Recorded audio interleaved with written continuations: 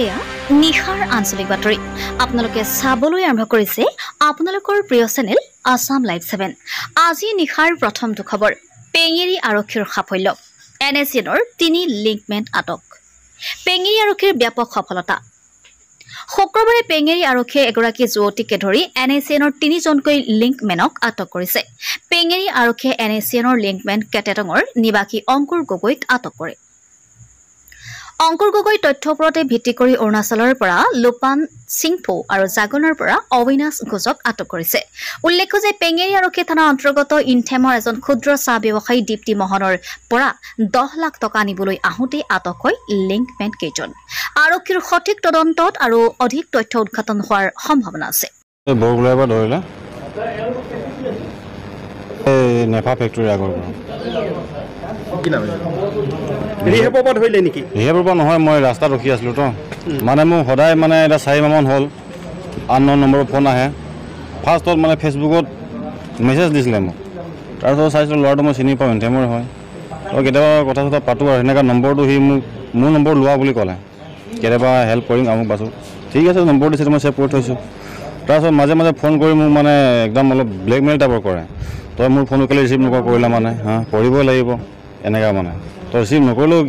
ধমকি দিয়ে ন মই আহিলে চাবি কথা বেয়া হ'ব কমচে কম কথা পাতিবলৈ কিবা যাব নেকি এনেকুৱা বুলি কয় তেতিয়া মোক ফোনটো কথা পাতি দিওঁ তো যোৱাকালি এটা ৰিকুৱেষ্ট কৰিলে মোক একো কৰিব নালাগে তোমাক পইচা 3000 দিছোঁ বস্তু এটা 2টা লেবাৰ মানুহৰ হাতত মই স্কুটিত 2টা মানুহ পঠিয়াই দিছোঁ তই নেভা ফেক্টৰী আগত থিয় হৈ থাকিবি সেইটো বস্তু লৈ কিনি জাগুনৰ সেই এটা ভিতৰত সোমাই আছে মানুহজন যে তাৰ দোকানত দিবি আৰু 3000 লৈ তই গুচি যাবি এমানে বুলি ক'লে সেইকাৰণে মই ৰখি আছিলোঁ আহি কিনি ধৰি ল'লে চাৰহতে আৰু ইমানে এতিয়া মই আনং না নংকিয়ন বুলি কওঁ মই ভালকৈ চিনি নাপাওঁ ঘৰটো মই নাজানো মই ভালকৈ ইনথেমতে আছে বুলি জানো আগত সিও চেণ্টাৰতে আছিলেতো এইটো বৰগুলাত কোনোবা আছিলে বুলি মই ইমান ভালকৈ নাজানো দে খালি মই তাক গম পাই জানো চেণ্টাৰত সোমাৰ আজি নিশাৰ দ্বিতীয়টো খবৰ কলিয়াবৰত কৃষকৰ হাহাকাৰ পৰিস্থিতি কলিয়াবৰ বৰগুলিৰ নৈপৰীয়া ৰাজ্যৰ হাহাকাৰ পৰিস্থিতি বলিয়া বানে সংহাৰী ৰূপ ধাৰণ কৰা বৰগুলি কৃষক ৰাজ্যৰ চকুত এতিয়া কেৱল চকুলো বাঢ়নি পানীয়ে ঘৰ দুৱাৰ লগতে হাজাৰ হাজাৰ হেক্টৰ কৃষিভূমি সম্পূৰ্ণৰূপে বুঢ়াই পেলায় ফলত নিজৰ খেতিডৰালৈ চাই মূৰে কপালে হাত দিছে কৃষকে লাও কোমোৰা জিকা ফুলকে ধৰি বহু চব্জি খেতিৰ ক্ষতি সাধন হৈছে বাঁহৰ চাঙতে গেলিছে কেঁচা ছবিসমূহ ধাৰে ঋণে কৰা খেতিডৰা বলিয়া বানে নষ্ট কৰাত দুৰ্ভগীয়া কৃষকসকলে এতিয়া চৰকাৰৰ পৰা বিচাৰিছে কিছু আৰ্থিক সাহায্য আজি নিশাৰ তৃতীয়টো খবৰ লাকুৱা দিহিঙীয়া কোঁৱৰগাঁৱৰ লাখমণি ঘাটৰ সমীপত নিশা এটা নাহৰ ফুটুকি পিঞ্জৰাবদ্ধ এঘৰ মানুহৰ ছাগলী ভক্ষণ কৰিছিল নাহৰ ফুটুকিটোৱে বানপানীয়ে প্লাবিত কৰাৰ পিছত কেইবাদিনো সন্ত্ৰাস সৃষ্টি কৰি অহা বাঘটো অৱশেষত পিঞ্জৰাবদ্ধ কৰে সোণাৰীৰ নাফুক বন বিভাগে উদ্ধাৰ কৰা বাঘটো বন বিভাগে বনাঞ্চলত এৰি দিয়াৰ ব্যৱস্থা কৰে বুলি জানিব পৰা গৈছে আজি নিশাৰ চতুৰ্থটো খবৰ ৰংপুৰ মধ্য ইংৰাজী বিদ্যালয়ত গ্ৰীষ্মকালীন শিবিৰৰ সফল সামৰণি জয়সাগৰস্থিত ৰংপুৰ মধ্য ইংৰাজী বিদ্যালয়ত স্বেচ্ছাসেৱী অক্ষৰ ফাউণ্ডেশ্যনৰ সহযোগত 10 দিনীয়া গ্ৰীষ্মকালীন শিবিৰৰ আজি সামৰণি অনুষ্ঠানটি বৰ্ণাঢ্য কাৰ্যসূচীৰে পালন কৰা হয় এই উপলক্ষে অনুষ্ঠানটিত কাৰ্যসূচীত অংশগ্ৰহণ কৰি আমগুৰি শিক্ষা খণ্ডৰ খণ্ড প্ৰাথমিক শিক্ষা বিষয়া পৰাশৰ শইকীয়াই বিদ্যালয়ৰ লগতে ফাউণ্ডেশ্যনৰ এনে পদক্ষেপক প্ৰশংসা কৰি এনেধৰণৰ কাৰ্যসূচীয়ে শিক্ষাৰ্থীৰ বৌদ্ধিক শৈক্ষিক আৰু সামাজিক দিশত ইতিবাচক প্ৰভাৱ পেলাব বুলি সহমত ব্যক্ত কৰে সমাজকৰ্মী মানস সন্দিকৈ ছাত্ৰ ছাত্ৰীক মূল্যবোধৰ শিক্ষাৰ প্ৰতি আকৰ্ষিত কৰিবলৈ শিক্ষক সমাজক আহ্বান জনায় উপস্থিত স্বাস্থ্য বিভাগৰ যুটীয়া সঞ্চালকগৰাকীয়ে গ্ৰন্থ অধ্যয়ন আৰু কথনশৈলীয়ে শিক্ষাৰ্থীৰ ভৱিষ্যত গঢ়াত এক সবল ভূমিকা গ্ৰহণ কৰে বুলি বক্তব্য আগবঢ়ায় শিবিৰত চিআৰচি বিষয়াই গৰমৰ বন্ধত শিক্ষাৰ্থীৰ সৰ্বতো প্ৰকাৰ বিকাশৰ স্বাৰ্থত বিদ্যালয়খনৰ শিক্ষা গুৰু আৰু ফাউণ্ডেশ্যনৰ পদক্ষেপক শলাগ লয় একেটা অনুষ্ঠানতে শিক্ষাবিদসকল ফাউণ্ডেশ্যনৰ জেনেৰেল ছুপাৰভাইজাৰ জিলা সমন্বয়ক আৰু বিদ্যালয়ৰ প্ৰধান আছাদুল্লাহে বক্তব্য ৰাখে অনুষ্ঠানটিত বিদ্যালয়ৰ শিক্ষাৰ্থীসকলক একক নৃত্য গীত জুম্বা নৃত্য সমদল গীত গায়ন বায়নৰ নৃত্য শৈলী ভাওনা বচন আদি বিভিন্ন ক্ৰিয়াকলাপ প্ৰদৰ্শন কৰি অনুষ্ঠানটিক এক অনন্য মাত্ৰা প্ৰদান কৰে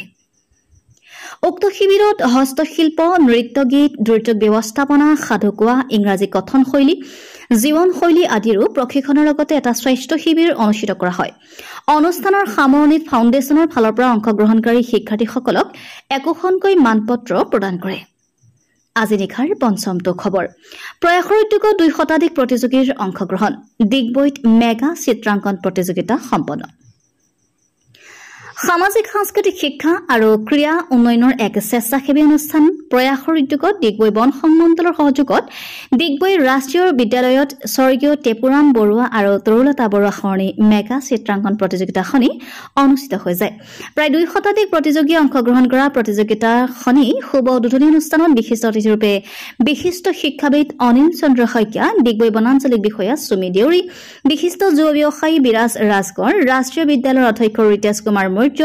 অৰুণ কুমাৰ শৰ্মা মৃদুল কলিতা বিশিষ্ট চিত্ৰশিল্পী পাৰ্থ সাৰথী দত্ত নীতা দাস দত্ত আদিয়ে অংশগ্ৰহণ কৰে